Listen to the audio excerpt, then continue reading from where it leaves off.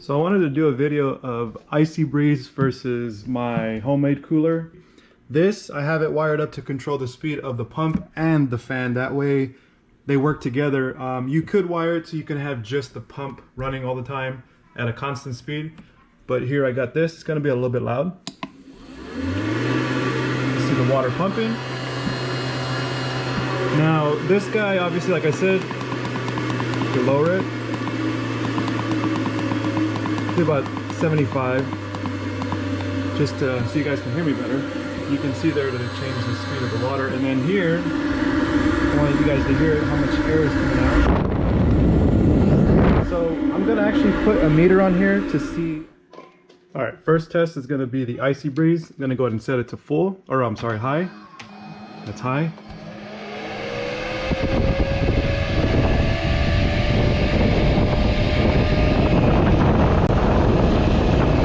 This guy is supposed to be, I'll just put it up close. It's supposed to be 25 miles an hour is what it's claimed to be. I'm just going to put it up against it just so that way you guys can see it. It's probably not the best way to do it. It's about 26 miles per hour. So that's what you're getting for the Icy Breeze. It is rated to go 25 miles an hour, so that's actually really good for what it's doing. Now we're going to test this guy out, which is my homemade one. Much larger motor.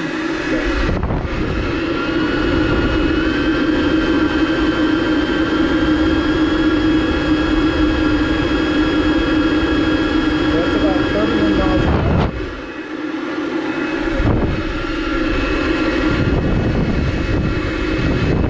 Yeah, it's about 31 miles an hour. This one blows a lot more air. You can feel it, especially from a distance, right? So let's just see what the distance will show you. So I'll do this just to make it easier for you guys. Arm's length. Let's see what that reads. It's about 15 miles an hour. Okay. Now, mind you, these aren't like scientific tests or anything. These are just going to be for your standard little tests and stuff like that. So about arm's length. And you can see there it's about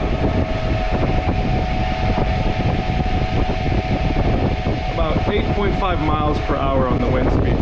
So with the distance, you'll be able to feel both of these. But the main thing is it better to buy this one or make your own? Because obviously the cost difference is there. But which one will actually cool better?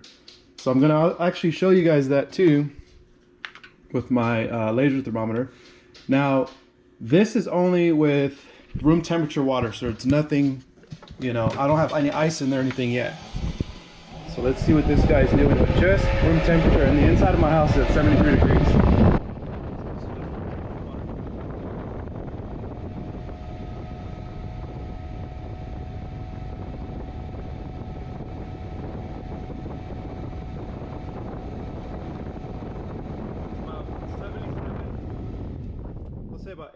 About 78 degrees.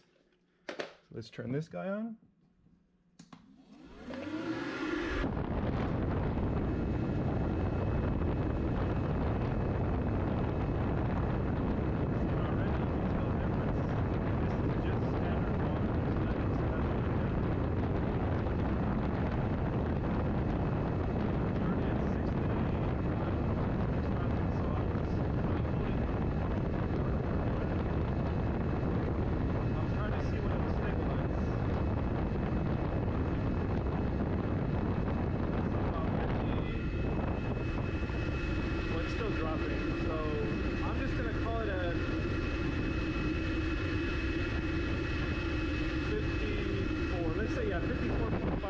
Okay, so we're going to do the water in the Icy Breeze, and this is about 82 degrees.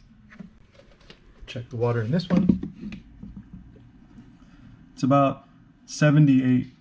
Now the reason why the temperature difference is there is because this guy's pumping out a whole lot more water, and it's actually got a little cooler that I found online, whereas this one just has that. So this is just a test to show you how cold it gets with ambient air temperature at 73 degrees. And the thing is that this guy is showing slightly less temperature than this one. because this one moves a lot more water, and it's got 2 radiators where this one only has 1. So let's just say the water had already melted, or the ice already melted, and you're running just water. This one, my homemade one, is actually cooling slightly better than this one would, because this one doesn't have 2 exchangers. It doesn't, well, it has a bigger pump because I put it in there, but they're both running on 12 volts, so there's no difference in voltage. It's not that one is running more or anything like that. But this one actually does work well. It's just that this design here is going to cool a lot better because, for one, it's got a stronger motor of a fan, and 2, it's got a much larger fan for 1. But for 2, it's got 2 radiators, so it's able to cool and take that heat out. And then additionally, it's got a third one, because this guy actually has cooling fins on it, and it actually is not meant for this, but I found the use for it, so I'm using it.